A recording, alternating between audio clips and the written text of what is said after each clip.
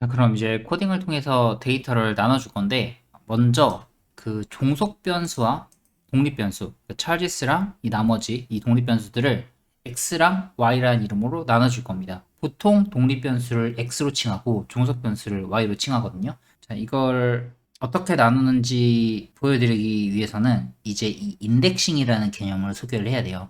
이 데이터라는 이 데이터 프레임 안에서 특정한 컬럼들만 뽑아오는 그런 행위를 인덱싱이라고 하는데, 간단합니다. 이 데이터라는 이름을 쓰고 뒤에다가 대괄호를 하나 써줘요. 그리고 따옴표를 쓰고 컬럼 이름을 써주시면 원하시는 컬럼만 쏙 뽑아올 수 있습니다. 여기다 age를 한번 써볼게요. age를 써서 실행을 하면 이렇게 쭉 쓰여 있는 걸 볼 수 있어요. 근데 아까 봤던 그런 데이터 프레임 형태, 제가 데이터 프레임 형태라고 했던 이런 테이블 모양이랑은 좀 다르죠.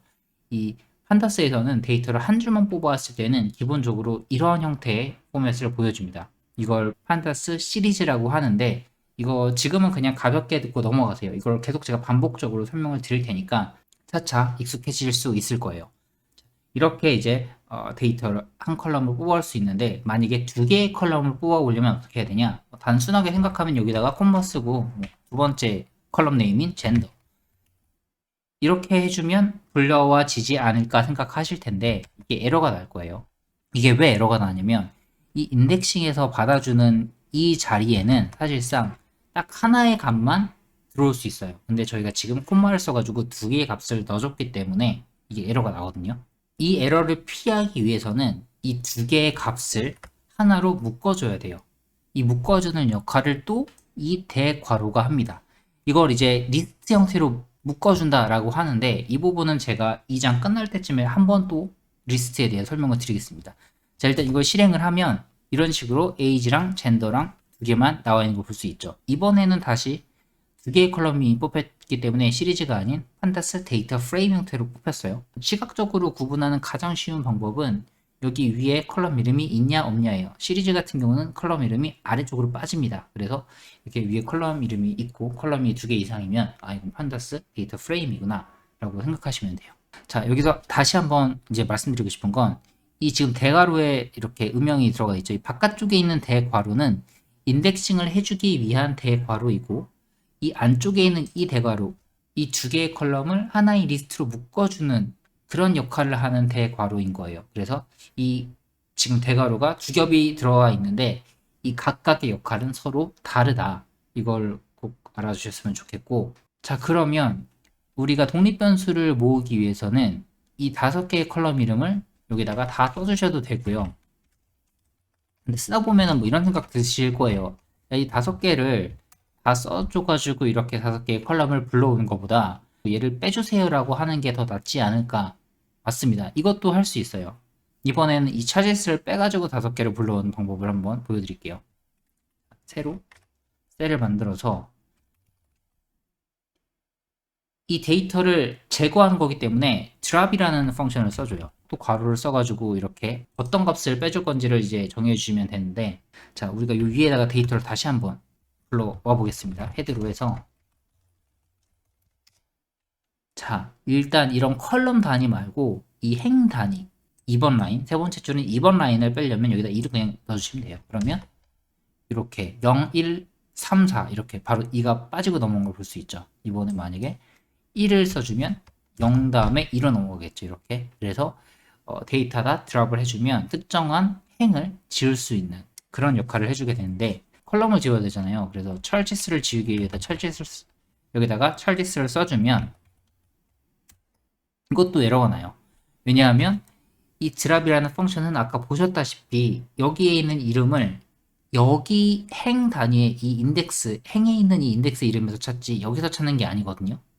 그래서 이걸 이쪽에서 찾도록 바꿔주기 위해서 지정해 주는 게 바로 axis라는 파라미터예요. 여기다 axis equal 1이라고 쓰면 이번에는 차지스가 빠진 다섯 개의 컬럼이 나오는 걸 볼 수 있습니다. 자, 여기서 1이 가지는 의미가 이 열 단위, 컬럼 단위를 지칭할 때 axis 1을 써주는 거고요. 로우 단위에서 이 이름을 찾아 지워주겠다라고 할 때는 여기다가 0을 써주시면 돼요. 이렇게 0을 써주시면 됩니다. 근데 원래 처음에 우리가 이 아무것도 안 써 있는 상태에서 여기다가 이렇게 쓰면 돌아갔잖아요.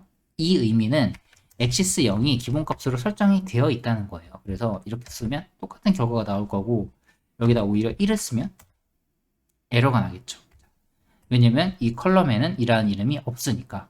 자, 차지스를 다시 한번 써가지고 원하는 값을 뽑아볼게요.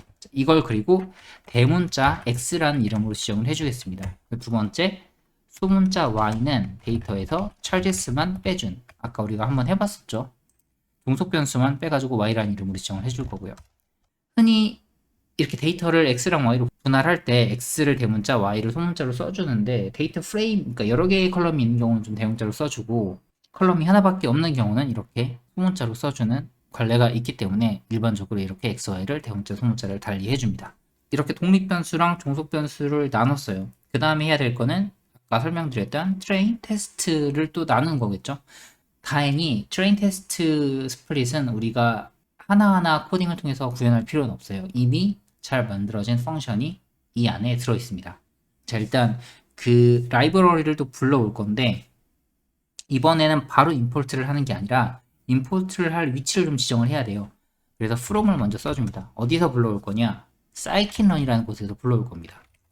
scikit-learn은 우리가 앞으로 굉장히 많이 사용할 그런 라이브러리 이름이고 scikit-learn 안에 모델 셀렉션이라는 게 있어요.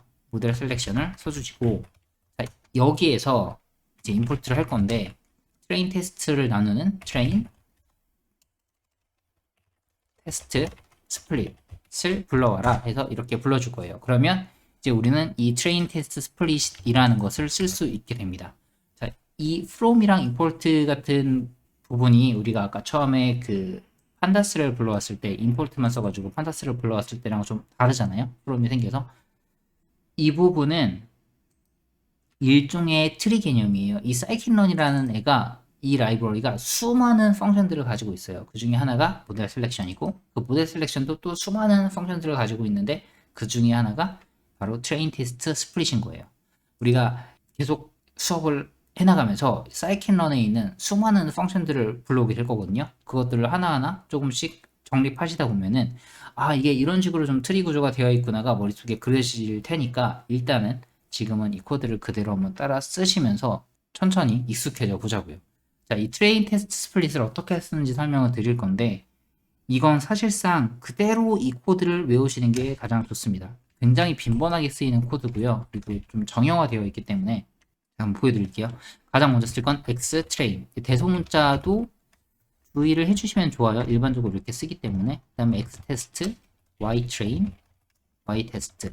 제가 아까 트레인 테스트 셋을 나누는 걸 설명드렸을 때 이렇게 총 4개의 데이터 셋으로 나눠줘야 된다고 했어요. 그래서 4개의 데이터 셋 이름을 이렇게 순서대로 써줍니다. 이 순서를 꼭 지켜주셔야 돼요. 왜냐면 이 train test split이라는 펑션은 결과물을 이 순서대로 내뱉거든요. 그래서 그 결과물이 나오는 걸 이 이름으로 그대로 받아야 우리가 나중에 헷갈릴 일이 없습니다.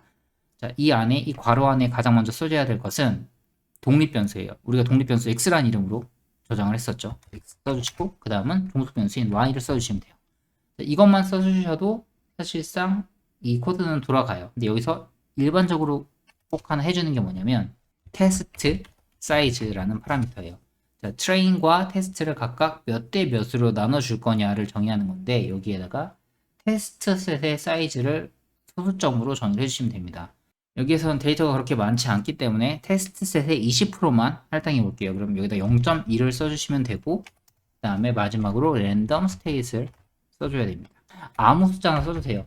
이 랜덤 스테이트의 역할이 뭐냐면 제가 아까 트레인 셋과 테스트 셋이 나눠질 때 이게 그림은 이렇게 순차적으로 나눠지는 것처럼 그렸지만 실제로 데이터가 나눠지는 것은 랜덤으로 이렇게 섞여서 나누어진다라고 설명드렸었어요. 그래서 만약에 여러분이 이 부분을 지운 상태로 자, 이거 한번 돌려보죠. 돌린 다음에 x트레인을 제가 한번 확인해 볼게요. 여기다가 자, 첫 번째 라인을 보면 707번이 뽑혀 있고 그다음에 800, 606 이렇게 랜덤으로 쭉 뽑혀 있죠. 제가 이걸 한번 더 돌려볼게요. 그리고 다시 한번 x트레인을 불러보면 13, 285, 691, 769 아까랑 다르게 불려진 걸 볼 수 있어요. 즉 이건 돌릴 때마다 매번 랜덤하게 뽑기 때문에 매번 다른 형태로 이런 Xtrain, X테스트, Ytrain, Y테스트가 나눠져요. 매번 달라요. 어떻게 보면 이게 되게 좋은 거예요. 말 그대로 랜덤하게 돌려지는 거니까. 문제는 뭐냐면 우리가 코딩을 하고 나서 뭐 이렇게 저렇게 막 수정을 해가면서 여러 번 되풀이해서 이 코드를 돌려야 될 때가 있거든요. 근데 이렇게 매번 트레이닝 테스트 스플릿에서 다른 방식으로 데이터를 나누면 이 결과값이 조금씩 바뀐다는 거죠. 그러니까 바뀌지 않아야 될 상황에서도 바뀌게 돼요, 거의. 혹은 제가 이 코드를 뭐 동료 누군가에게 공유를 해주고 내가 이걸 했는데 결과값이 이게 나왔어. 너도 한번 이걸로 확인해봐 라고 줬는데 그 사람이 돌렸을 때는 제가 한 거랑 다른 값이 나오는 거예요. 미세하지만 되게 미세한 차이밖에 안 나긴 해요. 그렇지만 같은 값은 얻기가 굉장히 힘들어요. 왜냐면 랜덤하게 섞여버렸으니까. 이러한 상황을 대비하기 위해서 쓰는 게 바로 랜덤 스테이트입니다. 랜덤 스테이트를 써주면 특정한 숫자에 따라서 이게 어떤 식으로 랜덤하게 섞이는지가 달라지거든요. 그래서 제가 만약에 여기다가 100을 써주고 돌리면 엑스트레인을 확인했을 때 좀 헤드 세 줄만 확인해 볼게요. 자, 1306, 124, 588 이렇게 세 개가 뽑혔죠. 한 번 더 돌려볼게요. 그러면 여기에다가 이렇게 했을 때 똑같은 데이터가 이 엑스트레인에 뽑혀 있는 걸 볼 수 있습니다. 그러니까 랜덤 스테이트를 100으로 지정해주면 이걸 제가 뭐 몇십 번을 돌리든 항상 얘는 이 값이 그대로 나와요. 근데 만약에 제가 여기다가 다른 숫자를 썼다, 50을 썼다 그러면 이 값이 틀어지는 거예요. 자, 1306에서 이제 더 이상 1306이 아니고 1048, 뭐 45, 201 이런 식으로 다른 식으로 또 섞이게 됐죠. 여기에 넣어주는 숫자는 정말 여러분이 원하시는 아무 숫자나 넣으시면 돼요. 1을 쓰셔도 되고 5를 쓰셔도 되고 뭐 200을 쓰셔도 되고 다 됩니다. 다 되는데 중요한 건 뭐 하나 숫자를 지정을 해줬으면 앞으로 그 숫자를 계속 지키면서 이 코드를 돌려주셔야 반복해서 돌렸을 때 같은 결과가 나올 거라는 거예요. 전 일반적으로 여기다 100을 좀 많이 써주는 편이라 100을 써서 돌려보겠습니다. 자, 그러면 여기다 지우고 엑스트레인과 뭐 엑스테스트가 어떻게 들어있는지 한번 볼게요. 저희가 데이터가 총 1883라인인가 그랬었죠. 근데 거기에 80%에 해당하는 1070개의 행만 남아있고 컬럼은 독립변수 5개 이렇게 남아있고요. 엑스테스트를 보면은 20%에 해당하는 268개의 데이터만이 남았어요.